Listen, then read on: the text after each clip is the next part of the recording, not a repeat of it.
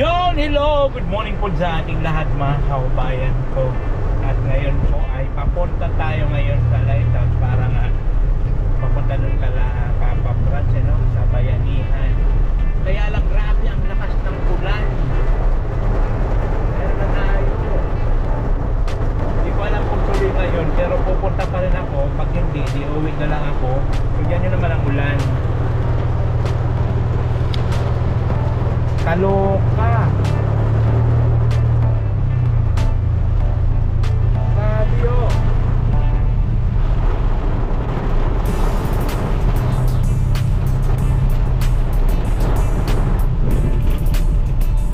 Ganun kalakas ang ulan.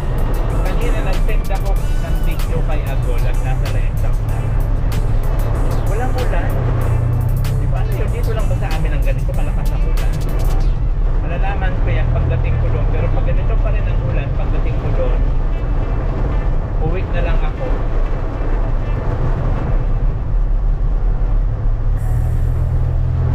Tunduin ko na lang si Diyos at umuwi yung pagtanghali. Hindi na siya hindi na siya nagbabako.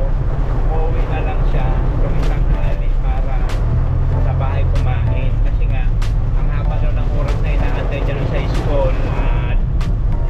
Break time nila ng alas 11:30 at babalik ng alauna. So ang haba daw ng oras na iniisti niya doon sa school, kaya umuwi na lang siya doon sa bahay kumakain.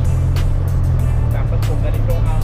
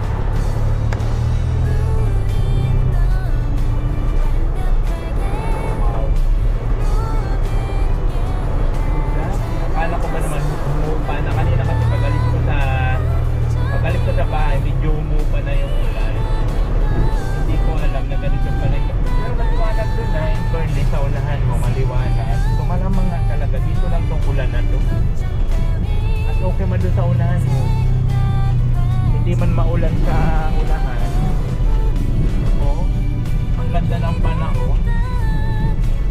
Ayun tayo dito nito. Totoo nga talaga yun. Sabi ko, hinala ko talaga. Barangay ang ulan. May GC man sila. Dito muna sa barangay nila kita. Doon muna bubuhos ang malakas na ulan. Ano? Hindi mo dito. Maliwalas na. Diba? Diba ulan o? Walang kaulap-ulap. Atol yung kalangitan. Pero dito,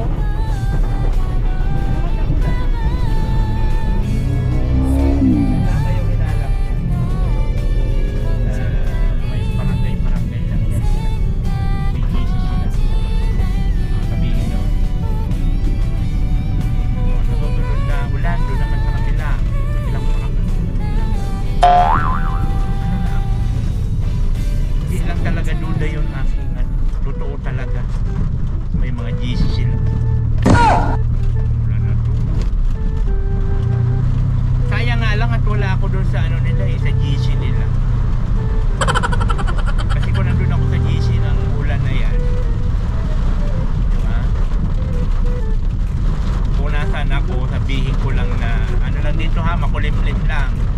Wag uulan ng malakas. Makulimlim lang, sakto lang. Tapos pag umalis na ko, saka na pwede nyo nalakasan ng ulan at wala na ako dyan sa lugar na yan. No? Wala eh, hindi ako pinasok ng admin nila. Hindi ako pinasok ng admin doon. Oh no!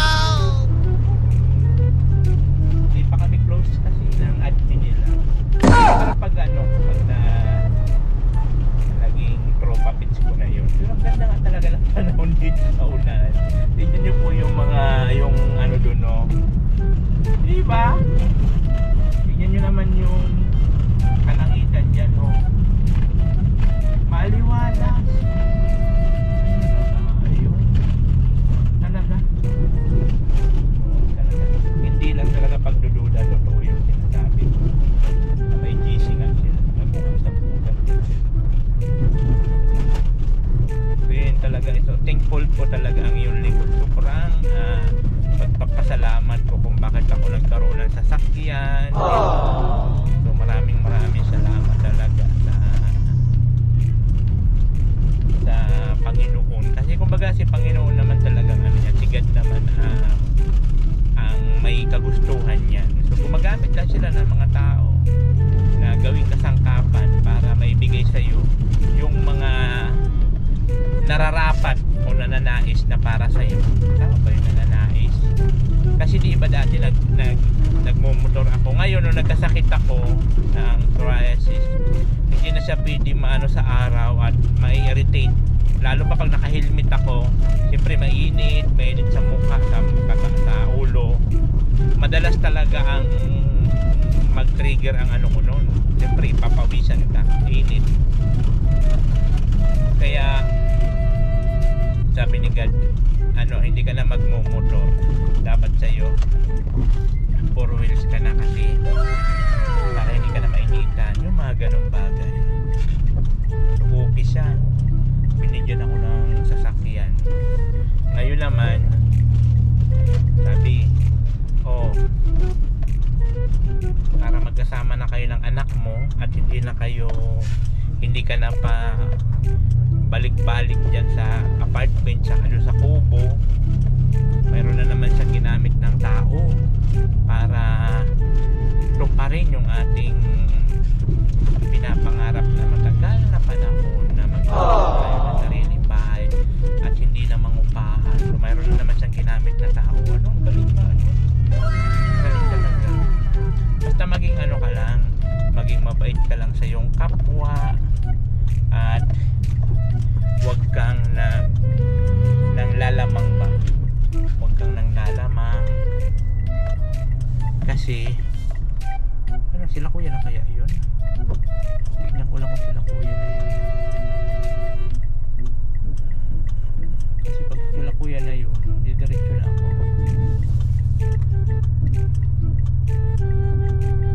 Wala dito.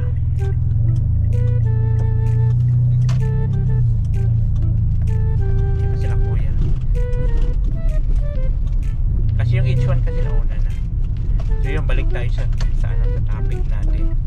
So basta maging tama ka lang, patas ka lang, at hindi ka nang lalamang sa iyong kapwa. Hindi ka nang bubudol, nang buburaot, bagay, mga ganong bagay. So pagpapalain ka talaga ng Panginoon. Kasi nga alam naman niya mga kailanganin mo. Si Joy, ayun si Joy. Si Joy maganda ng yelo.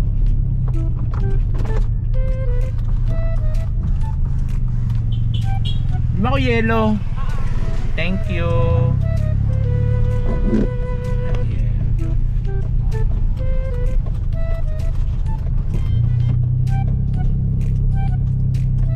Para may baon na yelo. Yan, so dito na tayo sa lighthouse. Nandito pa sila. Hindi pa sila nakakaalis. Oh, natin cute vlog, ikaw ang